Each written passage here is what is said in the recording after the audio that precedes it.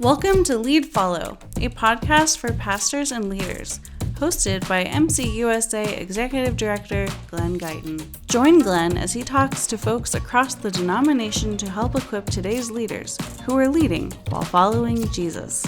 Hello, I'm Glenn Guyton, and during this season of Lead Follow, we'll be exploring ways to engage with youth and young adults from Gen Alpha to Gen Z. Today, I'm pleased to welcome Lorraine Stutzman Amstutz, who will be discussing gathering around a peace witness. Lorraine Stutzman Amstutz serves as the denominational minister for peace and justice for MCUSA. Previously, she served as the foster care supervisor for Kobe's Family Services in Lancaster, Pennsylvania. Lorraine also served as the coordinator of MCC's Restorative Justice Program for over 25 years and co-authored the Little Book of Restorative Discipline for Schools and What Will Happen to Me? She holds a bachelor's degree in social work from Eastern Mennonite University and a master's degree in social work from Marywood University. Lorraine, welcome to the table. Thanks, Glenn. This is not like the red table or anything fancy. Okay. Okay. This is just the Mennonite table. We're not going to get that personal? Not that personal. But I will ask you a question. Okay. What is your favorite thing to bake? What is my favorite thing to bake? I would say chocolate chip cookies every Sunday. Every Sunday. Every Sunday. And you're quite the baker. I love to bake. I do love to bake. Well, we'll see what's cooking in your other work. And so you are the Minister for Peace and Justice, which is a big part of what we do here in Mennonite Church USA. And so as you think about young people, what are ways young people can engage in that type of work? How can they engage? I think there are so many ways that young adults, young people can engage and want to engage. Yeah. I think it needs to start with us listening to them. I think they want to be in those conversations with adults. I think as adults sometimes we say, well, we'll do it and then we'll turn it over. I don't think that's what they want. They want to be, let's do it together. Let's have conversations about what it means to be active, what it means to be building peace, what it means for justice to happen. They want to be in on those conversations, so they need to know we're creating space for that to happen. And so as you think about young people, and I know you engage in a number of different things in Mennonite Church USA, and you've done this for a while, what have you seen as maybe kind of what's the most pressing thing now that you've heard from young people when it comes to this peace and justice? I think they recognize that it's critical, whether we're talking about what's happening in our world, what's happening in Gaza, whether we're talking about what's happening within our cities, whether we're talking about guns, whether we're talking about climate justice. They have an awareness that I feel like I never had at that age. All right. So that awareness is there. And I think now they're looking to the church to say, what are the values that the church holds? Because I think sometimes they're feeling like what's happening in the church around sometimes conflict isn't necessarily where their heart is, and so they want to be part of those conversations though to talk about it. I don't think they're scared of it. Okay. I don't think they're as scared as maybe sometimes adults are to have those conversations. So I think we just need to provide those opportunities. I think they talk about things being important to them like youth conferences. Okay. They love youth conferences, and I think it provides them an opportunity to talk about issues that are real to them. Yeah. So I think the more we can do it, let's do it. So how can we, I guess, maybe create that environment to hear what the young people have to say? You know, it's interesting. I had, so my spouse teaches at Lancaster Mennonite. Okay. And he teaches juniors and seniors, and he has this class called Kingdom Living. Okay. And so there were a group of them that responded to some questions, and they've done this throughout some of my work. I've asked them, what are they saying about this? Or we talked about a new program that we're starting that hopefully will go live next month, the Peaceful Options for Trainings and Careers as alternatives to the military. So I had my husband ask them some questions about what would be important to them, along with some of these questions about peace and justice and what that means to be part of the church and how we can do this together. And one of the things that one of the students said in this Kingdom Living class is, when they want to talk about important issues, they circle up. So they sit in a circle together, and they said it provides a space for them to be able to not only speak what's important to them, but to also listen to others. Okay. So that's being able to speak and listen is so important, and I think those are the kind of opportunities that the church can provide. Okay. And so as you think about young people, and I was just recently came back from a Sankofa journey and learned a lot about the civil rights movement. And the title of this podcast is Lead, Follow. So when you think about change and working the issues of peace and justice, like who are the leaders and who are the followers? Are the young people leading the way, or the old people leading the way, the older people? Like, yeah, who's the leader and who's the follower in these situations, do you think? It's an interesting question. I feel like in conversations that I've had, I think I would like it and they would like it to be both and. Okay, both and. Yeah, I don't know that it has to be me leading it, because I wouldn't want to start something without their input. Yeah. And I think they don't want to start something necessarily without listening to the voices of those who went before them. Right. So I think it is a both and. I think they have ideas that we need to pay attention to. I think we have experience that they do want to listen to. And I think while doing that, also paying attention, I think one of the things that's critical for them is they recognize that this work is hard work. Okay. The issues around peace and justice are hard. And so they also want to know that they're being cared for. Okay. Like with some of the issues, there's some repercussions, there's some serious, there's some mental health, there's some consequences for their well-being. And they want to know that I think that they're being taken care of during that space. We all do. We all want to know that we're being cared for. And I think that's a value that they're listening for. It's one thing to state our values, it's another thing to live them. Yeah. And I think young people are looking for us to live out our values. They're looking for us to live it out. And, I think they talk about it in the sense of, what would Jesus have us do? Okay. It's talk about follow Jesus. Yes, I think that's critical. That's what they want us to do. Yeah. And so as you think about the consequences and repercussions, again, I go back to the lessons I've learned from studying history and studying the civil rights movement is, really important to me. But who do you think is more worried about the consequences? Do you think it's young people, or do you think it's us more established people that are concerned about the consequences? I think it's probably young people right now. Yeah, really? I think they're concerned. I think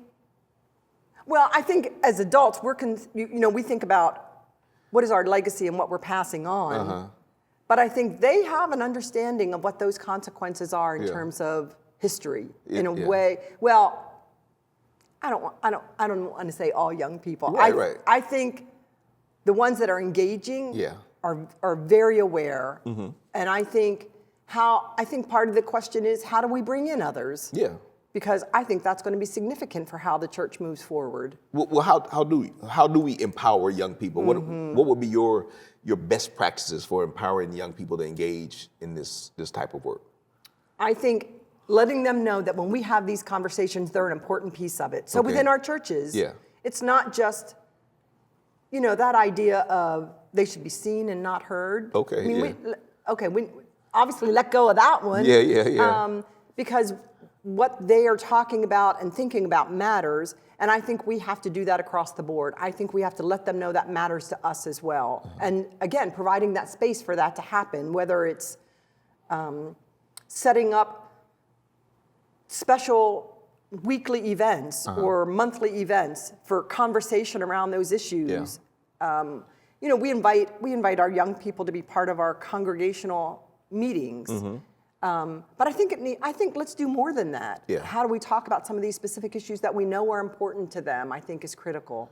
Yeah, I think, one of the business principles that I think about is these feedback loops, right? If you're designing software, if you're manufacturing things, you have these feedback loops. And I'm not sure the church does a good job of that. I mean, we may invite young people to events, but I'll give you an example.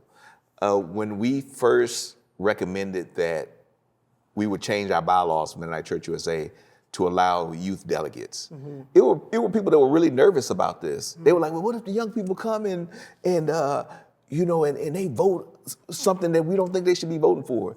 You mean, what if the young people show up, that they get actively involved in the church and they start making decisions and have an opinion? They show up in mass to this event? Oh, what a horrible thing. Exactly. I wonder if we are, I don't know, are we afraid of what young people may say or what they may add, or are we or jealous? They may push us? They may push us, yeah. Well, it's like when we talk about conflict, and I hear them talking about conflict in a way of, let's go, let's have it. I think have an understanding of, well, we should disagree, we can disagree, but can we do it in respectful ways? Can we have what one of them called a brave space? Okay, yeah, brave spaces. Can we have that conversation without it being, threatening? Threatening, yeah. And I think that's what they bring. What a great thing that they want. Bring them into the delegate assembly. Have them. But I think maybe it scares us because we know what we were like at that age. Maybe, yeah. It's like, I don't think I should have been making those decisions for the church at that same age that some of these young people are that are saying, we want to be part of it. This is what it means to follow Jesus. We want to be part of it. Yeah. Well, and the church is still here. So just those of you that were worried about this, the church is still here. The young people haven't voted you all out. Right. So I think it was good to get young people engaged in the work of the church. Yeah. Because, I always wonder, I wonder how people think that young people will learn these things if we don't bring them along, if we don't get them involved. And again, since you work at Peace and Justice, again, thinking about the Civil Rights Movement and the age of many of the young people that were involved in these things, they were kids. I mean, they were babies. And I know the parents in some of these marches weren't involved because they were afraid they were going to lose their jobs, right? That the institution had power over them, and they didn't have that same power over the kids. Right. And maybe some of the concern is that we don't want our babies, we don't want them hurt. Yeah. We don't want them damaged. Yeah. Well, or that we're all. I think sometimes as adults we think, well, we just want to protect them from that. Yeah. And I think, do we think we can fix it before they realize what we've done? I think about the youth, and young adult climate summit that we had at convention. Yeah. And how involved. And I remember one of the things that I think seemed really critical and important that the speaker talked about was, I think we also need to be careful not to blame our youth for what happened, not to blame young adults. I think sometimes they carry that though. Are we blaming them for the that we're blaming them for what's happening. Oh yeah. And I think we have to validate them for the work that they're doing and who they are, and they have to hear that. Yeah. So I would never blame them. They might blame us, which we could hold that because we probably should. But I think it's also critical, just to recognize that they're not being blamed. The church isn't blaming them for anything that's happening within our world and feeling like it's their responsibility to fix it. That's where we need to be doing it together. Yeah. And so some of the things that maybe, so this is an information age, right? And these young people are transparent in ways that we never would have thought about being transparent. And I think that really threatens a lot of leaders, that the systems of kind of hiding information and not sharing things, I don't think that works as well now. So now as we're moving into these more polarized political times, what advice would you give churches in maybe having young people engage these things in healthy ways? Yeah. If there is a healthy way. I think there is healthy ways. It's interesting because I think about my work. I feel like that conflict transformation piece is huge. And I think in conversation that I've had with people, it's not just it's for our congregations. As adults, we don't really know how to have those conversations. Right. And so figuring out ways of how we can have those, especially, right now, difficult conversations, without having people feel marginalized by it, kicked out by it. No, we're church, and we're church together, and we can hold that. And I know that's been difficult to do, but I think, as I think about doing that work in the church, part of the question is, how are young people engaging in that? Because they have to be part of that conversation around conflict, because I think they're ready to have those, when I talked about my husband's Kingdom Living class, they love that circle up time. Yeah. Like, let's have these deep conversations. Yeah. I think they're ready to probably have them in a way that our congregations, Yeah. the adults, are not. Yeah. So that's where I think we set up, how do we set up spaces to do that? I think we can, whether it's through a curriculum to say, this is intentional. We're going to have these conversations intentionally. Yeah, I think it's important. That huddle up time, I'm kind of envisioning that, and I wonder what that would look like. We're supposed to be talking about youth and young adults, Right. but yeah, I think that at some point we as adults, I don't know if we become too safe or we just want to avoid those times. We don't want to huddle up. We just want to go to our separate little alcoves or whatever. But young people still are at the place where they will engage, Yes. right? So how do we capture that? Like as older adults, like how do we capture that and maybe learn from our young people? Well, I think, when I was doing, you mentioned the restorative discipline for schools, Yeah. and that's partly what that's all about. When they're having either conflict or harm, there are typical responses often in school. Yeah. Some of which is a 3-day suspension. Right, there right. are it's punishment Yeah. rather than accountability and sitting down together and having conversations Right. about what happened. And I think that's what, if we can engage our young people and have them teach us, like in schools, some of them are doing that work. Like, it's not just adults coming in and saying, okay, now we're going to sit with you and we're going to talk about what happened and we're going to talk about how to put that right. They're doing that with each other. Yeah. So I went into, I was doing a training and I went into a school and because the person the organization that I was working with, this nonprofit in this town, they got a call to say, and they have a contract with a school to said, there are these 6 young women and they're having a conflict and they want you to come in and lead a circle with them. Right. And after we did that for an hour, and 2 boxes of tissues later, they were walking out and they Right. were, and I said, how do you know to do this? Yeah. And they said, oh, we do this often. And I said, no, but how did you know how? How did Yeah. you know how to ask for a time and a space Yeah, to yeah. come and have these conversations? And they said, oh, we've been learning this since 3rd grade. Really?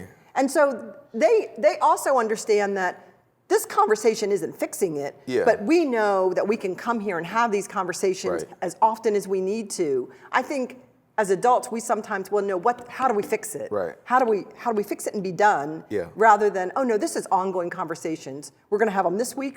We might have it Right. next week about something different. And I think that's what young people can provide even for us as adults to do. I mean, we all have to learn it together, but they have it in a way that I think Yeah. I would have never had it. Well, you said that, well, we know we're not going to fix it. Like the young person said that. And I think sometimes we as adults or leaders, we fool ourselves and say, oh, we're going to fix it. We're going to come up with this magic pill and it's going to solve these problems. And I know, and like we've been dealing with the same issues, same polarizations. Right. During my lifetime, Yes. within the institution, within society, these things just seem like they just go in a cycle. So Yeah. I want to, do you think we're not learning, or do you think it's just like we forget and then a new evil person comes up and it stirs up these troubles? Or are we just stuck on stupid? We can't. Yeah, Maybe yeah. there is a fix and we just haven't figured it out yet.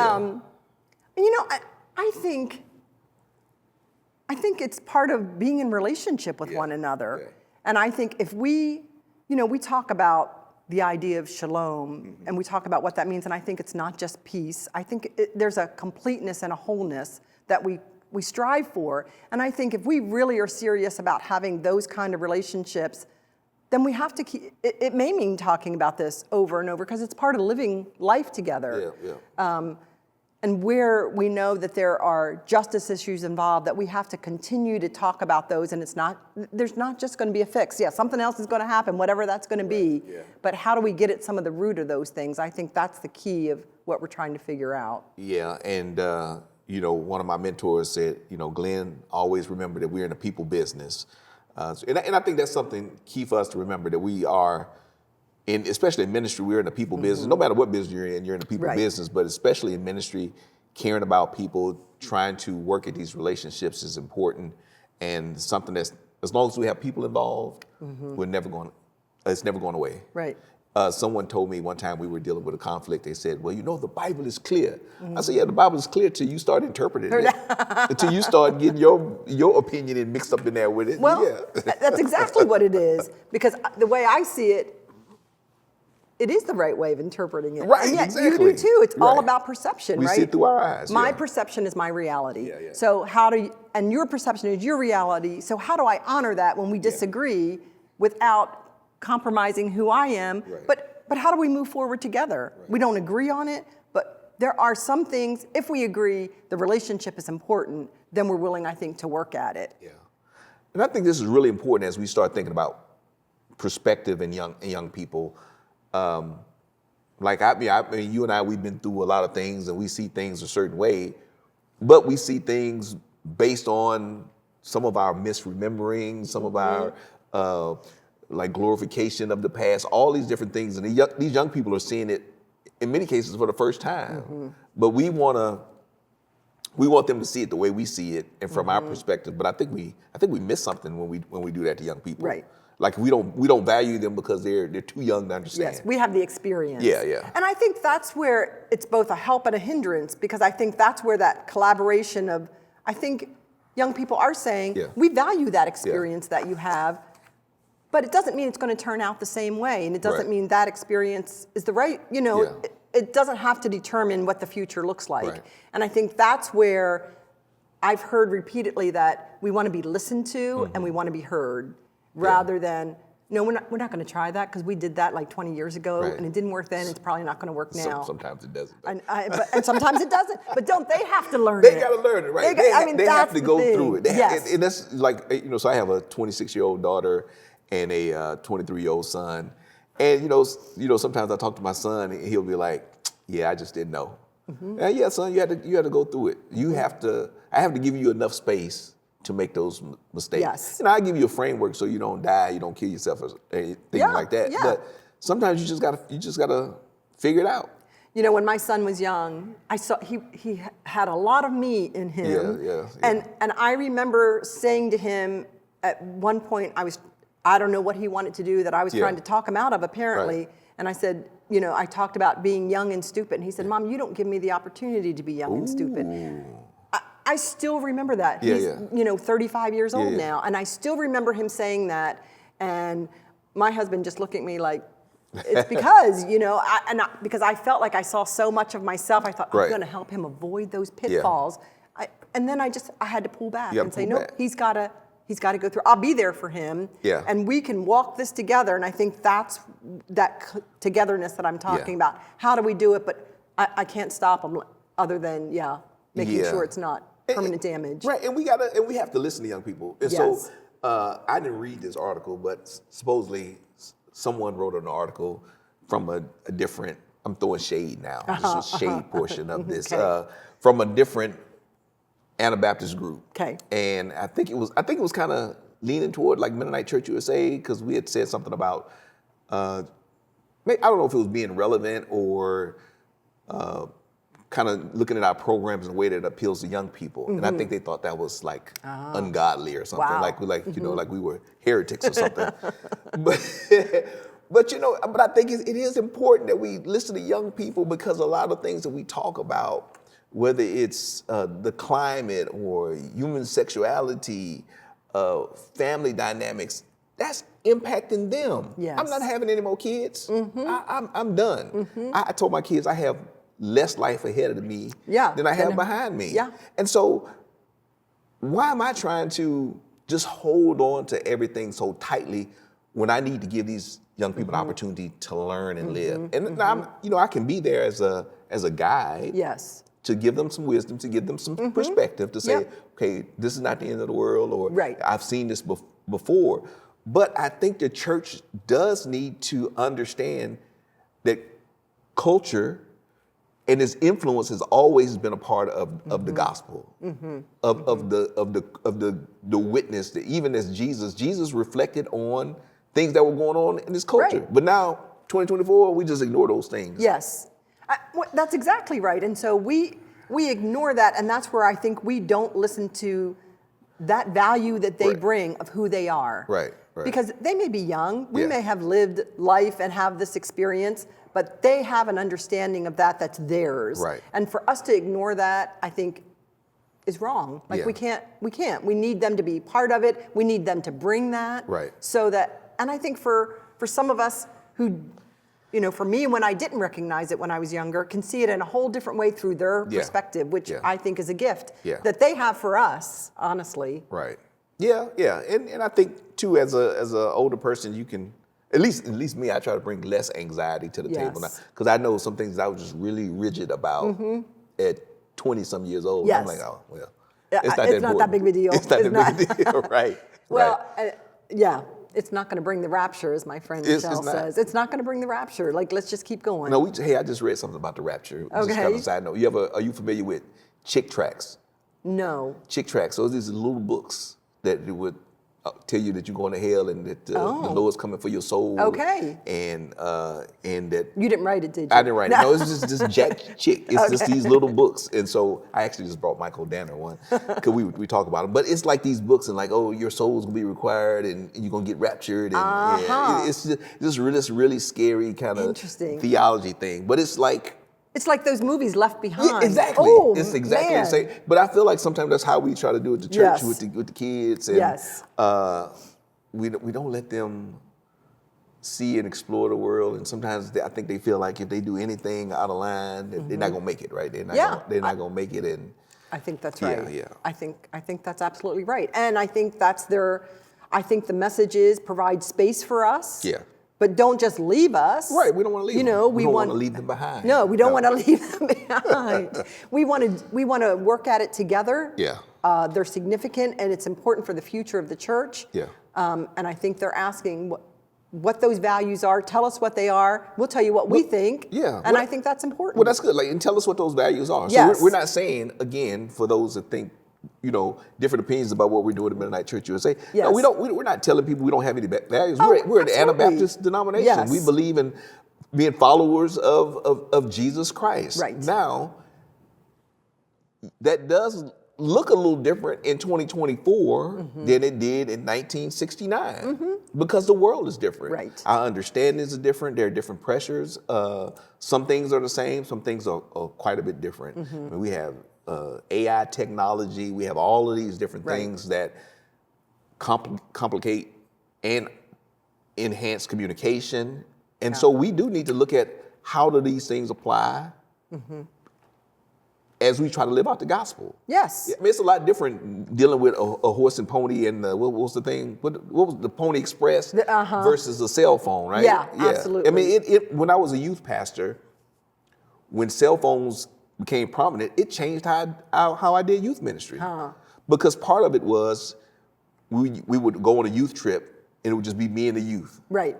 When cell phones came, it was whoever they brought with. It was whoever the whole community, Yeah. right? And so I had to adjust and look at things differently, even how I dealt with parents and all of these things, because the times had changed, things that influenced young people changed. And so I could act like it was, 1990. Yeah, it wasn't part of it. Yeah, but it was part of Yeah. it. And so even how it impacted the mental health or the ability for kids to focus changed. So I had to adapt as a church leader. But And how do we make those decisions together? I mean, when we talk about values, it's not us saying, okay, things have changed, we recognize that, but we need you to put that aside because we have to focus on this. Yeah. It's, no, how do we incorporate How that? do we incorporate What does it mean now? Yeah. What does it mean for us to move forward with this that's different than when we did it? Yeah. So and they can help with those decisions as well. They recognize it, they know it's different. But I think it's that, how do we do it together? Yeah, I like that. I mean, and it is an intentionality because sometimes let me just stick with the cell phone analogy.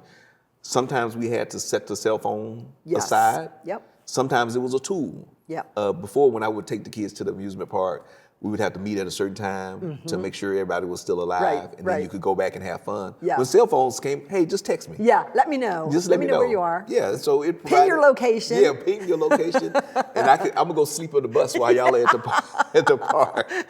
But it provided a measure of safety in that sense. But then when it was time for devotion and Bible study, no cell phones need to go. We're gonna put that away. I need you to be focused. So again, so I'm incorporating these new things, and then At some point, they put the Bible app and all those things on it, and so you can use them, you can still incorporate use it. I don't know. Well, and I think part of it, it's okay to have, sometimes when I teach a class or when we do trainings, we talk about we're together for a week or we're together for a semester. How do we want to be in community together? Yeah. And let's have some guidelines to say, here's how we want to be. There are times where, cell phones are appropriate. I had one student and we were talking about how we sit in circle, and because of some trauma in his own experience, he said, I always need to sit like with my back to the, like I need to be up against the wall a little bit more. So we shifted the circle that way to make allowances for that. And I think that's what we have to do, is be willing to be able to listen rather than say, oh no, if it's a circle, it's got to be out here and you're going to have to deal with that. Like, we can't. We have to, how are we going to incorporate it, but how do we come to that community agreement together? I think that's important. We need to be flexible. We need to listen to young people. And when I go to a restaurant, I always sit facing the door. I don't sit with my back to the door, just in case you wanted that. You want to know who's coming in. You never know. You never know. It's a cultural thing. You never know. Yes, I hear you. You got to watch. You got to look out. But thank you so much, Lorraine, for your time. I appreciate you. Appreciate the work. Any closing statements you want to share with the people? I don't know that I have a closing statement. It's been great to be here. It's great to have these conversations. I think they're significant, they're important, and I think we should keep having them. All right, and we need to have them with young people. And we need to have them with young people. Have them present. We have them together, have them present. Don't just abandon them, but be a part of it. We want to do it together. That's what I heard from you. Yes. All right, thank you so much. Well, for the latest news and events from Mennonite Church USA, please subscribe to Peacemail, our weekly email newsletter at MennoniteUSA.org/peacemail. We also ask that you prayerfully consider supporting the ongoing work of MCUSA's ministry at MennoniteUSA.org/give. Thank you so much.